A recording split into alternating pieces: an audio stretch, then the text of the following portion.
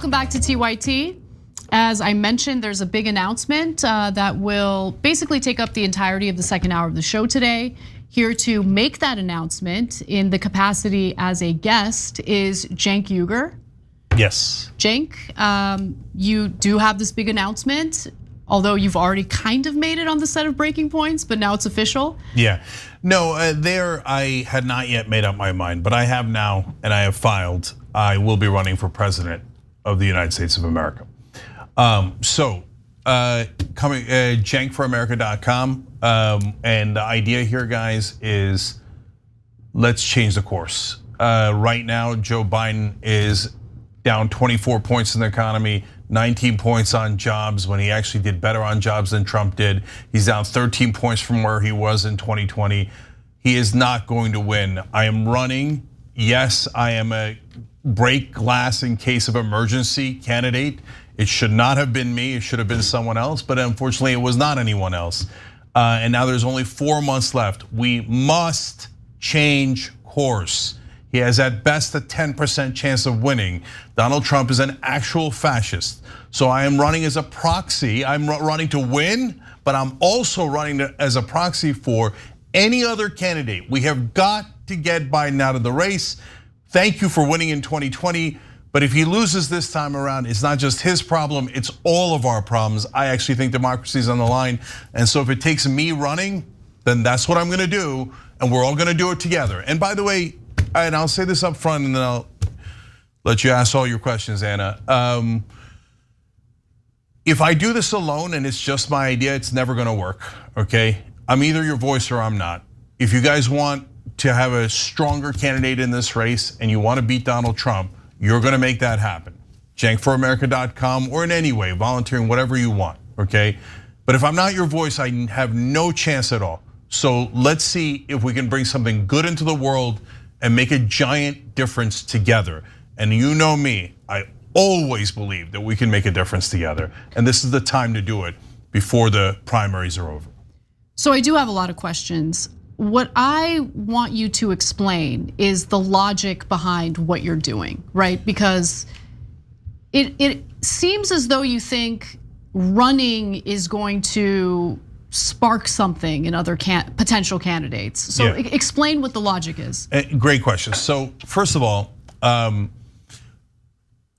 when it comes to the issue of me being a naturalized citizen, which I know we're gonna get to later, if it wasn't for that, there would be no obstacles to begin with. There should be a progressive in this race. There should have been one for a long time. Marianne Williamson has been in there, but unfortunately she hasn't broken through. I have nothing but respect for her courage and her policies, etc. But at this point, we're not at progressives versus establishment. We're at 4 months left and things must change, otherwise we're almost definitely gonna lose to Trump. What do you mean when you say 4 months left? I know what you mean, but explain it to the audience. So Iowa, South Carolina primaries, caucuses, etc., starting in about 4 months. So in fact, the Nevada ballot deadline is on October 16th. So it's in a couple of days. That forces us to go now, right? And so first of all, if Joe Biden drops out, everything is possible. Everything is possible. All the other candidates will come in. Governor Whitmer, Governor Shapiro, you name it. They will all come in and we'll have a real primary, which we should have had from day one. By the way, when we don't do primaries, Republicans get their message out in their primaries is constantly talking about Republican X or Republican Y. Democrats have gotten none of their message out. We need a real strong primary. So my job is to be basically Paul Revere. Biden's gonna lose, Biden's gonna lose, Biden's gonna lose. We gotta go now. We have to change that dynamic. So I'm gonna, yes, pressure Biden to get out of the race. So if he leaves now, he's a hero. He did something incredibly magnanimous. He beat Trump last time. He was a good steward of the economy. So he retires a hero. But if he stays in, I'm gonna explain to people that he's the villain. And if he loses to Trump, if I'm wrong and he beats Trump, then great. Then my apologies to Joe Biden. But that's not gonna happen and we all know that's not gonna happen. So the idea is to create enough pressure on Biden. And here's how you get the pressure. One of the ways you get the pressure is everybody thinks that I have almost no chance of winning, right? Well, let's keep it real. Everybody knows that, right? They're like, oh, your name is funny. You weren't born here. You're a progressive. You're an outsider, et cetera, right? If I get to 20 or 25, panic sets in. There's no question panic sets in because there's two things that happen there. One, the other candidates go, well, Biden is enormously weak, right? Number two is Biden begins to realize the handwriting's on the wall. If this Cenk Uygur, who he probably can't pronounce, has gotten to 25, the handwriting's on the wall, he's gotta go. And by the way, Anna, the reason why this is realistic is because there are a lot of people in Washington, inside the establishment, that are trying to get Joe Biden to drop out. We need to help them. We need to create that pressure. Okay, let me jump in. You have publicly Bill Maher, James Carville, behind the scenes, other members of the Democratic Party urging Biden to drop out, saying that this is a massive risk that will likely get Donald Trump reelected again. Why do you think that you would be an effective voice in dissuading Biden from running again? Yeah, there's two things about that, Anna. So number one, why aren't they in the race? So look, you can say, well, what do you mean? Why should Bill Maher go in the race? Of course, James Carville's not gonna go in the race. Yeah, but guys, just talking about it isn't getting anything done. So you need to actually have someone in the race that is actively pushing him out and saying, so like these polite beseeching of Joe Biden isn't working. And yes, we've got to crank up the dial. And so one of the ways you do that is you have a real candidate who actually makes a real run at him. And when you make a real run at him, that's gonna create an enormous amount of pressure rather than just chitter chatter sitting there as time runs out in Washington, D.C. Now, you're getting to an important point here. And I know some people are nervous. Well, I mean, if Joe Biden only has a 10% chance of winning and Cenk, you criticize him, does that come down to 9% or 8%? What difference does it make? He's gonna lose, 10% isn't enough to win. He's massively behind. He's massively behind, okay? So instead, what the point of turning up the pressure is if you lose to Trump, it is going to be on the record. We warned you, I warned you. I came in the race in a crazy attempt to make a difference because we're on a collision course with fascism. And if Joe Biden says, yes, I am that selfish, yes, I don't care about you guys. I don't care if democracy's on the line. I don't care if I'm 80, I don't care if I'm 180. My legacy and my ego is more important than anything else in the world. So I will stay here and try to get a two-term president because 2 terms is better than 1 term. And guys, and if you're in the press or you're out there as a voter, you all know that's what he's thinking. You all know that, right? You know that it's all about his ego and it is intensely selfish. And I'm gonna say that 2,000 times on every show until he gets it through his thick head. Stop being selfish. Democracy is actually on the line. CenkForAmerica.com.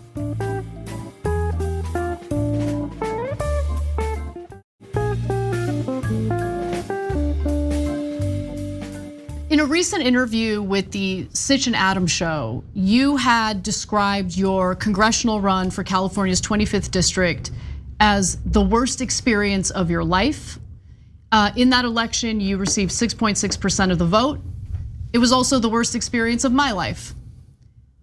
What makes you think that anything would be different this time around, given the way the media treated you, given the stunts that the Democratic Party pulled against you? In order for your plan here to work, you just said it. If you start seeing support for you, 20 to 25% of the vote, that seems like you got that support, then maybe there'll be actual pressure for Biden to step down and not seek re-election. But what makes you think you're gonna get anywhere near that, considering what you've already experienced with the media's treatment of you? Yeah, so I'm under no delusion that mainstream media is going to be all of a sudden, oh, Cenk Uygur, we've changed our minds. No, they're going to be vicious. Yeah, no, I know how mainstream media works, and I said it today in another interview. They will lie, they will smear me. There's no question. That's what they do to every progressive. And if you're in mainstream media and you're pretending that you're not biased against progressives, that is hilarious. And then you will make that pretense in the middle of an article where you attack me. Go ahead, you know you're going to. There isn't gonna be one positive article about it, right? But hey, I'm also trying to get your beloved Whitmers and Newsoms, et cetera, into the race. Don't say Newsom. Okay, I know that you're not in favor of it, but that's a different conversation. So I don't think that the mainstream media is going to be any different. No, there's 2 things that are different, Anna. One is, I'm not the only one who thinks Joe Biden needs to get out of the race and we need to have a real primary. Tons of people, about 72% of Democratic voters want it. And Democratic Party, what is wrong with you? That you ignore 72% of your voters who scream, give us another candidate. So if you didn't want me in the race, well, then you should have given him another candidate, okay? And if you didn't give him that, you got me instead. So deal with it. Now, in terms of why it's different in terms of being able to break through. In the congressional run, we couldn't break through. Why not? Because they smeared me. And by the way, if I read the LA Times article and I was a voter in the 25th congressional district and I heard nothing else about me, I would have voted against me. Because the lies and the smears in there were unreal. I mean, they said I was anti-Muslim. I wouldn't vote for a guy who's anti-Muslim. They didn't tell people that I'm actually Muslim, that my background's Muslim, right, etc. So, but this time, it's a little bit different media dynamic. So now we have a great number of online shows. We have more liberal outlets, conservative outlets, independent outlets, like you name it. We've got every kind of outlet there is in online, in radio. I've been on black radio. I'm going to go back onto black radio. I'm going to go back onto every kind of outlet that will have me on. And my guess is a lot of outlets will have me on. In the old days, mainstream media can freeze you out, right? And then you're done for. They smear you, oh, this guy's anti-Muslim, and they anti this, anti that, and then you never get your voice out. Well, now, look, guys, here, I'm going to keep it real. When an online show has me on, the views are going to go up because people are interested in it. And so if maybe the entire internet will say, no, we're not interested in views. No, we're not interested in Cenk. We're not interested in another choice. Biden's got it. Biden's on cruise control here. He's definitely going to win. My guess is a lot of shows, wherever they are on the political spectrum, are going to go, oh, okay, there's a fight, okay? And now there's a real challenge. And look, one of my advantages is I am loud. And so that is sometimes a disadvantage. But in this case, someone's got to scream from the rooftops. Biden's going to lose. Biden's going to lose. We've got to get another candidate. But the advantage I have is, yes, I'm loud. I'm a warrior, and I will make this case. Not only the case that Biden's got to go, but our case. So even though this is not progressive versus establishment, and I will take any candidate, myself or others, that is going to beat Trump. Yes, but our policies are more popular, and I'm not afraid to say it. And so you almost never hear someone forcefully making the argument. Why haven't they done paid family leave? 84%.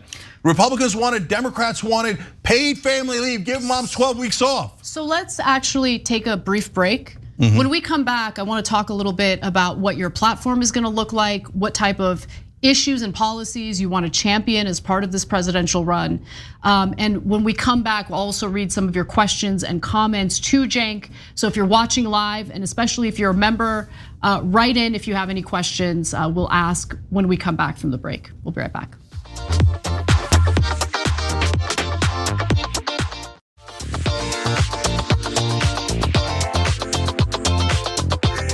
Welcome back to TYT. We're interviewing Cenk Uygur, who's just announced that he is entering the presidential race. He will try to primary President Joe Biden, who is seeking re-election, who is taking a massive risk considering how poorly he's doing in the polling against Donald Trump.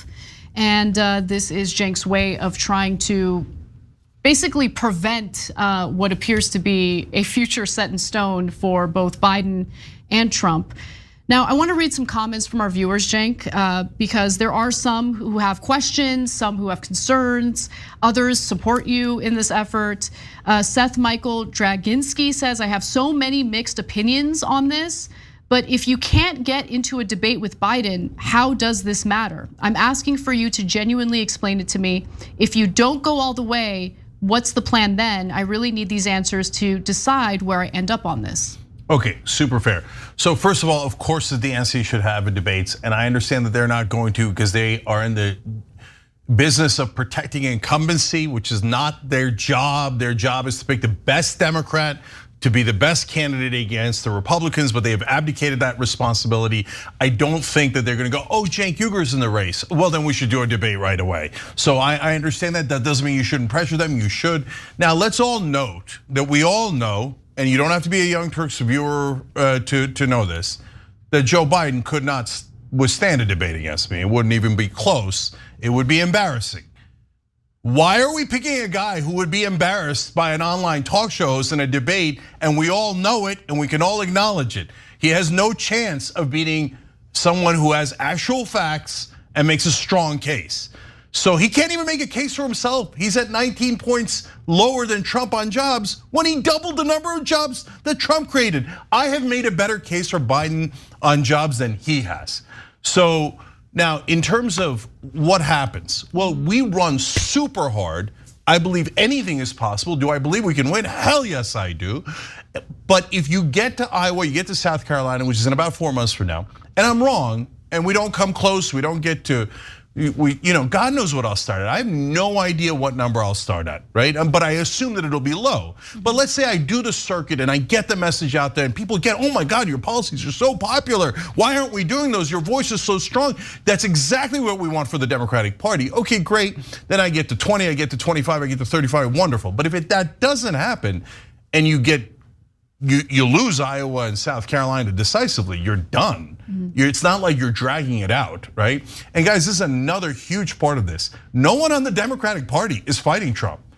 I mean, they're playing patty cakes with this guy. The guy used Nazi words the other day about poisoning the blood of our nation. The guy tried a coup attempt here. For God's sake, somebody fight him. I'm not waiting for Chris Christie to fight Donald Trump. I'm gonna fight Donald Trump. I'm a Democrat, and so our job, and I gotta, Joe, wake up. You're supposed to fight the guy. Here, I'll tell you this, guys. Let's say we go a month, right? Month is not much at all. And I rise in the polls more than Biden does. What does that tell you? I mean, Biden is right now trailing the most unpopular politician of our lifetimes, Donald Trump. And he needs to be up 5. So if Joe Biden surges, and now he's up 5, he's up 7. Oh, great, Michigan, my bad. Okay, then you should say, hey, you know what? If he did this for me, I'm gonna vote for him. If it looks like he's gonna win, I'm gonna vote for him. But why would you pick a guy that you know almost for sure is going to lose? So we're gonna put the voters to a decision. Can we win that decision? Yes, of course we can. Because the Democratic voters, because of mainstream media, have almost never heard a super strong Democrat that says we are right on the issues. We should have $15 minimum wage. We should have at a minimum public option. They're incredibly popular. They're not progressive radical positions, etc. They're progressive mainstream positions. They're centrist positions. And they've never seen a Democrat actually rip the face off a Republican. So obviously rhetorical, right? These days you have to clarify that because of the Republicans. But they put like, oh, Joe Biden, you're gonna see it again. He's gonna go on the campaign trail and like a schmuck, he's gonna thank his Republican friends. Stop doing ads for them.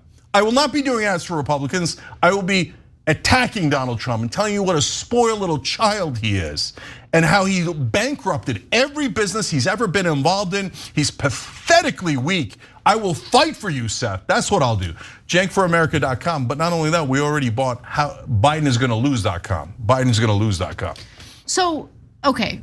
You're displaying your typical bombastic style. I am. Which we know.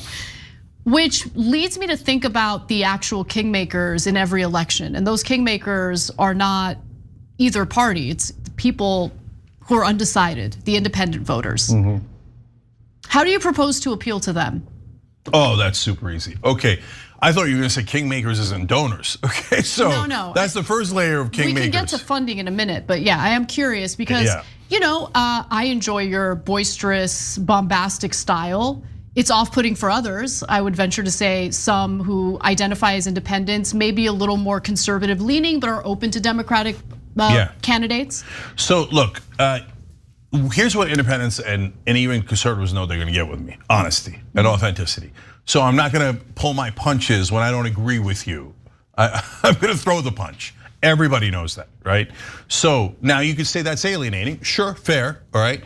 But on the other hand, when I'm honest with them and I say, hey, look, conservatives figured out that corruption was so bad that basically these things were, all these campaign contributions are bribes. That's why they want to drain the swamp. They went in the wrong direction with Trump.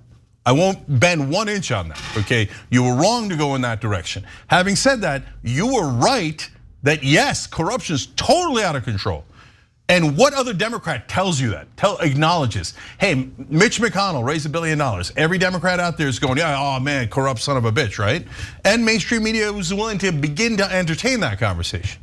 Nancy Pelosi also took $1 billion. Is she an angel? No, it's not about personalities. And I don't have anything against Nancy Pelosi on a personal level, but you took the $1 billion because you were going to serve those folks, and you did serve those folks. Now, independents know that. And when the Democrats keep going, no, when we take the corporate money, it's because we happen to agree with ExxonMobil. They lose all credibility, all ability to win independents. I would win more independent votes than any Democrat. It wouldn't even be close. And look, another thing is, Anna, as you know, and as we've taken some heat for here, our positions are what I call mainstream progressive. So they are not extreme left. And so, for example, one of the things that I'm animated about is crime. And I've had that debate with leftists online. God bless them, love them, brothers and sisters, okay? But crime is real. It's not, people are not imagining it. And crime is, by the way, an iceberg for the Democratic Party. That's the second thing I'll warn you about. Look, you talk, and you don't trust my anecdotes. Go do your own anecdotes. People outside of politics, okay? People inside politics, their brain is melted. They're like, oh yes, whoever is the leader, yes, of course. If you're losing by 24, that means you're going to win any second now. You're going to turn it around because Joe Biden has so much charisma. So you can't talk to people in politics. Their brain is totally melted. But talk to real Americans. I did this weekend, usual stuff, family, friends, etc., that are not involved in politics. So they said two things. I said, do you think Joe Biden's gonna win? They all laughed out loud. They're like, yeah, he's so old. So in politics, everybody's like careful, like, oh, you're ageist and this and that. We can't, I'm saying it out loud because the whole country is saying it out loud. He's too old. He's too old. We all know he's too old. And look, am I worried that it's beyond just too old? We're all worried that it's beyond just too old. The second thing they say, Anna, I asked them, and they happen to be Asian, and I said, if the Republicans weren't weirdly hateful, how many of you would vote for Republicans now? And they all raised their hands. They're all Democrats. And I said, why? They said crime. Crime, the migrant crisis, which they've provided absolutely no resources for and pretend like is no big deal, as local communities are now fighting for scraps among each other, and the migrants who need to be sheltered and housed and everything.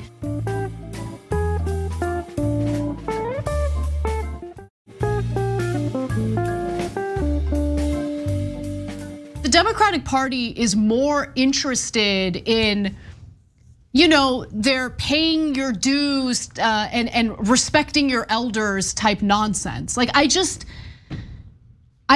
really fail to understand how any potential Democratic candidate would see your run as a sign that they need to enter the race. I really do. I don't see it. No, we got to knock Biden out. There's no other way around it. We have to knock Biden out. So now the guys who are not running currently, yeah, they believe in authoritarian rules, right? If the dear leader, Joe Biden, says, I don't care if I'm 90 or 200, you will bow, they bow. And that is not what a Democrat is supposed to be. We're not supposed to bow down to authority.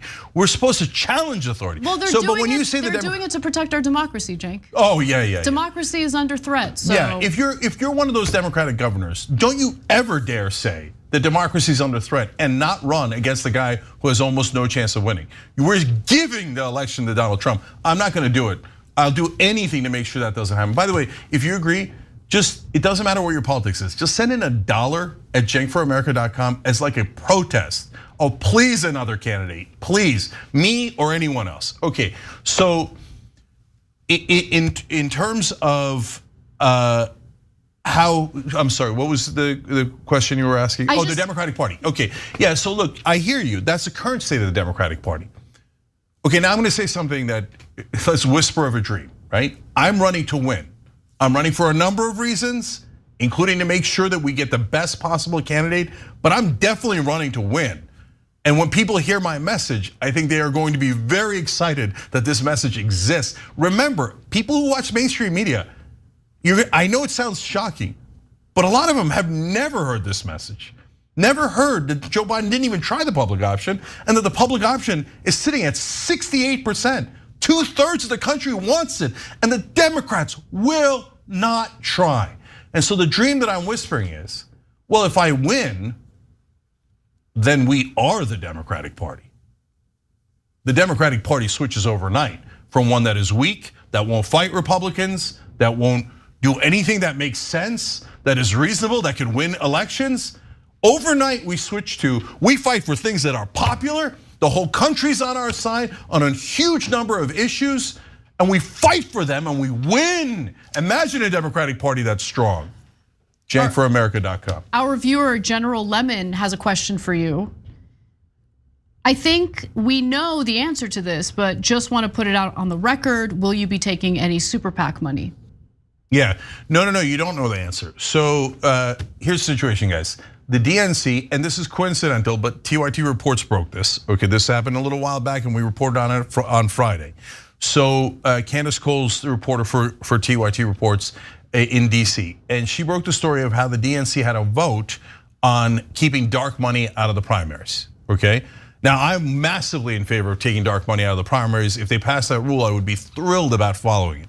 Then later, and you would love this, they passed a resolution condemning dark money. Okay. So they voted in favor of dark money, but then condemned themselves for taking dark money. That's the current state of the Democratic Party. Okay, so if they're not gonna, and they always say about the general elections, oh, we have to keep the money in politics because we're not doing unilateral disarmament. Then I'm not doing unilateral disarmament. I don't know that I'm gonna have a huge amount of big dollar donors that come in and create super PACs for me, but I might. And if I do, God help you. Me with money, they're in a world of trouble. So if there's super PACs that come in and they do independent expenditures, have at it, Hoss, go for it. And if you don't like it, then make sure that there's no dark money in the Democratic primaries, which is a position that I want, okay? Look, I said this in my book. I'm going to, whether it's the PACs that I formed, this presidential run, whatever it is, I'm a battering ram. And eventually, progressives will spend so much money in politics, it'll be grassroots donors, the overwhelming majority of them. But we will collect them as Bernie did. He got over $200 million twice in presidential elections. We will collect that money and we will spend it to attack the establishment Democrats so much that they cry uncle. And they go, oh, no, we didn't want money in politics. Then we will take that money and we will crash it on top of the Republican Party's head until they cry uncle. And they get money out of politics to get our money out of politics. Meanwhile, CenkForAmerica.com. Look, guys, bottom line is, you either, look, I'm not spectacularly wealthy. Oh God, I wish I was. If I was, I would spend so much money, I would make them cry. You wanna have these super PACs go and attack progressives like Nina Turner? I would double anything a super PAC spent if I had that kind of money. But for now, it's us together, guys. Either you say, yeah, go get him, Cenk, go get him. Go to CenkForAmerica.com. You give $1, great, that's a protest against the current system. You wanna give more, fantastic. Whatever money you give, I am going to take that and put so much energy behind it. And I'm gonna amplify it, and yes, we can win that way. When we come back from the break, I want to talk a little bit about the fact that you are not an American-born citizen, you're a naturalized citizen. So there are some big obstacles and questions surrounding your eligibility to run for president. So I got this. We'll address that. I also want to address what your presidential run means for the show, which is my priority. So we'll talk about what that means for the main show and for the company when we return.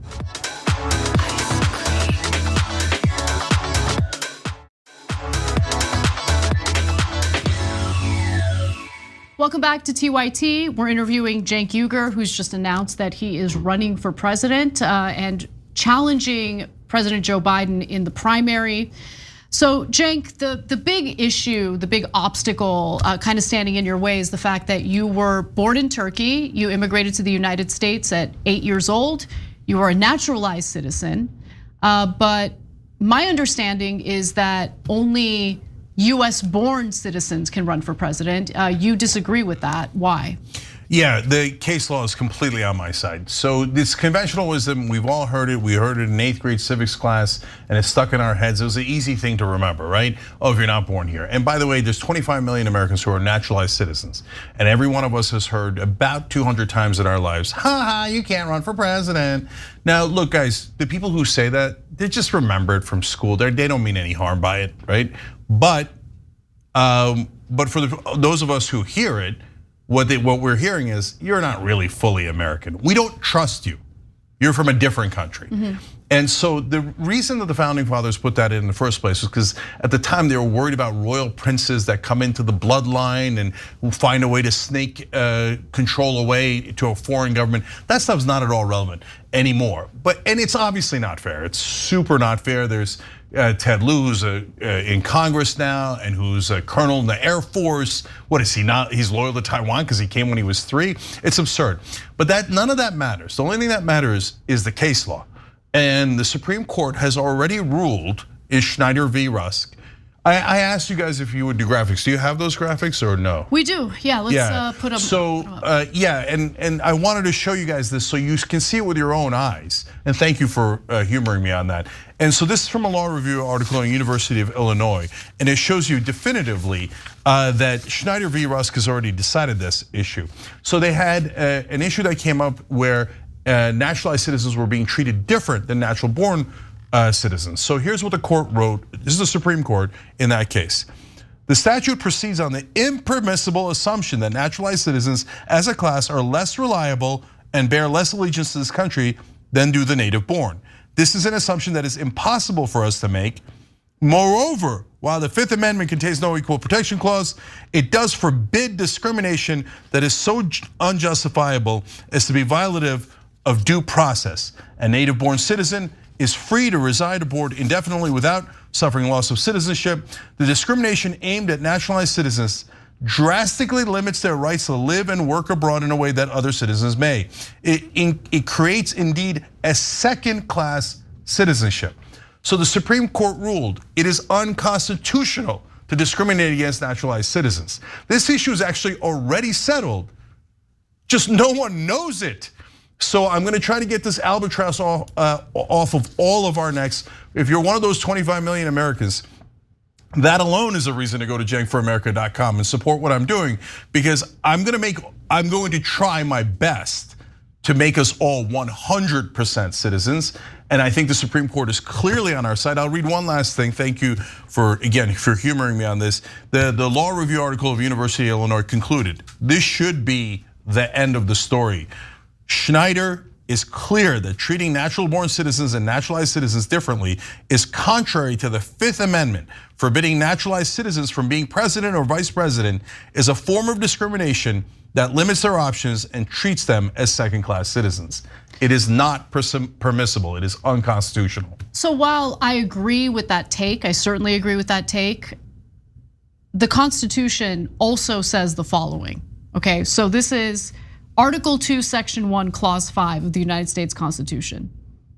No person except a natural born citizen or a citizen of the United States at the time of the adoption of this Constitution shall be eligible to the office of president, neither shall any person be eligible to that office who shall not have attained to the age of 35 years and been 14 years a resident within the United States. So Anna, it's a great question, especially because for folks who are not familiar with constitutional law, but although all of you will get it instantly, the amendments obviously amend the original Constitution. Right. And what I just read to you in Schneider is the Supreme Court said very clearly that the Fifth Amendment amended the Constitution to make naturalized citizens have the same exact rights because of due process. And later, Fifth Amendment jurisprudence in America also includes the Equal Protection Clause of the 14th Amendment. So if you want to undo that, you'd have to wipe away a giant chunk of American jurisprudence,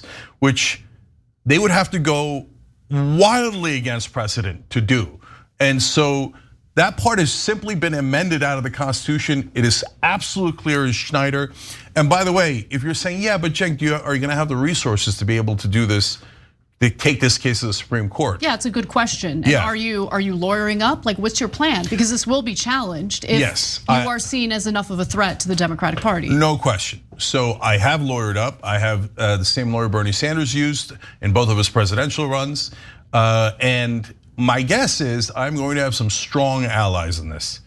Arnold Schwarzenegger, I'm going to the Supreme Court. Either I'm gonna win or I'm gonna lose. Now the case is on our side.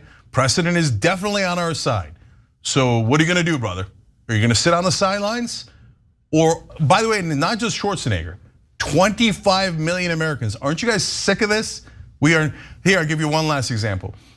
Rahm Emanuel, born in America, but went and served in the Israeli Defense Forces. No problem, I got no beef with that, okay? But he can run for president. He served in a foreign army, but can run for president. Patrick Bet-David, right winger, okay, was on his show. He's a Christian Armenian from Iran. His family fled from the Iranian Revolution. He was in the 101st Airborne. He served in our army. So Patrick Bet-David can't run for president, even though he served in our army. And what is this? Does he owe allegiance to Iran that he ran from? But Rahm Emanuel, who served in a foreign army, can run for president. It makes no sense. 25 million Americans, cenkforamerica.com. We're gonna win this case in the Supreme Court. We're gonna win it, and that alone is gonna make a giant difference. I'm sick of this discrimination. Guys, this is really important for you to understand.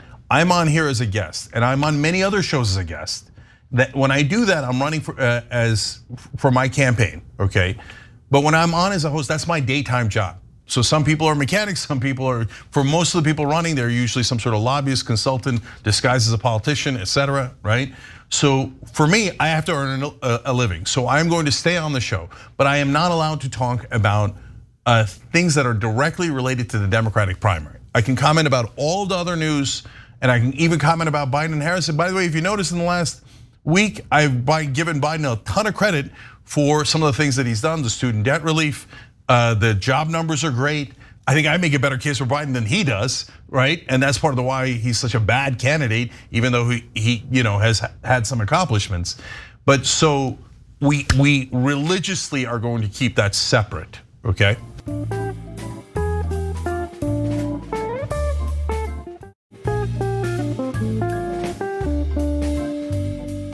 I wanted to allow the audience to weigh in a little bit. I don't want to be all negative, so I'll read the positive comments as well, starting with 420 JR Man, who says, vote for Cenk Uygur, our POTUS 24. Progressive Bandito says Cenk 2024. Fortnite Pro, AKA Be Kind Dragon, says, I'm voting for you because we must win. Lisa Schuster, he needs to tell us how he pronounces his last name. Yeah, that's super fair. It's for those of you who are new to it, and for a lot of people that are older to it. Okay, my name is difficult. Cenk, this is pronounced like a J, Cenk, and then Uygur, Cenk Uygur. Okay, and it's cenkforamerica.com. Yes, it's CENK foramerica.com. But don't worry, we got almost all the spellings, so you can spell it any way you like, and you'll probably get to us anyway.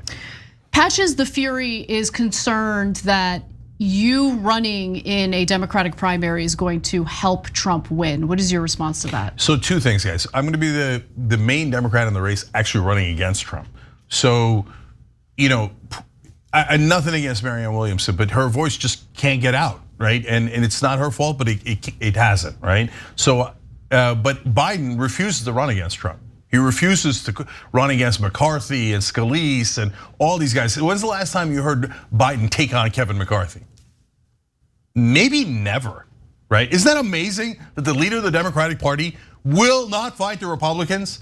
I'm gonna get in the race, whichever show I go on, not just this show, but the other shows that'll have me on. I'm gonna explain. Donald Trump is a little tiny baby. He bankrupted 6 different companies. His daddy gave him money. Here, I have a nickname for Donald Trump already. See, already, like no other Democrat would do that. Oh, that's not classy. We just sit here and lose in a super classy way. Well, I'm not classy, okay? So his name from now on is Spoiled Donnie. So Spoiled Donnie got $413 million from his dad, and then he sucked his thumb until he lost it all. Total, utter loser. The weakest man in America, the most insecure, most thin-skinned man in America. And he sucks at everything he does. Everyone here, 40 out of 44 cabinet officials that served under his term will not endorse him. Because if you're in a room with Donald Trump, you realize what a lunatic, what a madman. And now he's going around saying that he's going to destroy our government. He thinks he's going to suspend our Constitution. For God's sake, Democrats, run against Donald Trump. So that's what I'm going to do. And so, but guys, I promise you that if it looks like, oh my God, No, the Democrats coalesce again, and they're like, no, we want to lose with Biden. We'd rather lose with Biden than have a real candidate. And besides this, Trump's going to do a giant tax cuts for corporations again, right? So if they coalesce around him, and it looks like, look, I've pounded this guy for 3 months, and he's not going away, and I don't want to do damage. No, mission number one is beat Trump. Beat Trump, beat Trump, beat Trump. So we're gonna do that together. If it's not working and it's not going in that direction, we're not gonna do that, okay? We're gonna fight super hard against Trump. Now, I doubt you've even thought about this. So let's get ahead of ourselves a little bit. Reaper Dragon wants to know, if you were to win the nomination, would you consider Marianne as a running mate? And if not, who would you consider? Cenk 2024. Yeah, so no, I don't. I haven't picked a vice presidential candidate, but bless your heart for asking. Okay, so Marianne's wonderful, but guys, let's whisper of a dream. There are an amazing number of progressives in this country. Okay, sure, vice president, but think of Secretary of Labor, think of Secretary of the Treasury, think of the Secretary of State, Secretary of Defense. Being progressives, I know I'm driving away establishment people. They're like, oh my God, they would do good in this country. They were trying to help real people. Don't do that. That's what my guess is what the mainstream media will say. But I will give you the most spectacular cabinet you have ever seen. CenkForAmerica.com. Solo6, who resubscribed for 28 months. Thank you for that. Thank God someone is running for president that actually cares about the American people and not the American corporations. So you are getting a lot of support from our audience, but Galfar71 says, why would someone vote for you when you are already saying you aren't in it to win it? No, I'm in it to win it, brother. So thank you for the question. So listen, there's layers to this, right? Layer number one is Biden's gonna lose. We need as many people in this race as possible. So now if I was a normal politician, I would say, no, I don't want other people in the race. It's about me. That's how almost all politicians think, right? No, I'm telling you guys, I'm a proxy. Let's go, let's get everybody in here. Now, does that mean I'm gonna leave when they get out? No, when they get in, I'm gonna kick their ass. And if I don't, and you pick one of them, great, no problem. I believe in democracy, I believe in primaries. But I also believe that I make a way better case for the Democratic Party than any of those guys do. Do any of those guys fight for you like I fight for you? Are they gonna support the most popular policies and then tell you how they're gonna do it? I mean, we got paid family leave at 84%. So if you can't do that, you're saying I'm an incompetent party or I don't want to do that. So I'll tell you what I'm gonna do. First thing I'm gonna do is not pass the laws. I'm gonna do the thing that's gonna help pass the laws. I'm gonna call Chuck Schumer and say, you better fire that parliamentarian. If he or she is not fired by the end of the day, you're gonna have giant trouble. Again, people on TV will go, oh, you can't do that. That is not polite. No, there ain't gonna be no filibuster. I'm either gonna break those senators or they're gonna break me, but we're gonna end that filibuster. I mean, if a guy like me wins, that means we got a Democratic House, we got a Democratic Senate, and we're gonna pass these damn laws. We're gonna pass them, and there ain't nothing in the world that can stop me. So look, guys, the one thing that if you watch Young Turks, but even if you don't, you know, is that I'm relentless. And okay, I get knocked down all the time. It's not that I have an endless string of victories, but have I done things when people thought it wasn't possible? So when I started this, we started in my living room. And if I told people then we're gonna get 5 billion views a year, they would have laughed their ass off. They would have said, that's impossible. If I said to them, we're gonna be the #1 online news show, they would have said that's impossible. If I said to them, I'm going to win an award for the best host on the entire internet, they would have said, this guy's lost his mind. If I said to them, I'm not gonna work for Dan Rather, Dan Rather's gonna work for me. So you gotta lock this guy up. How many impossible things do I have to do before maybe people begin to think, maybe it's not impossible? And you know what my magic trick is? You guys. So I'll give you one last example, but I can give you dozens. You gotta be fast. Okay, MSNBC. When I announced my nomination for being a host on MSNBC, my agent said it was so embarrassing he wanted to leave me. I eventually fired him. But we got that because of you guys. There isn't anything that we can't do together. CenkForAmerica.com. Watch us. Watch what we do next. All right, everyone, thank you so much for watching. Thank you, Cenk. That does it for today's show, but we have a members only bonus episode following this, so check that out, tyt.com/join, and I'll see you there.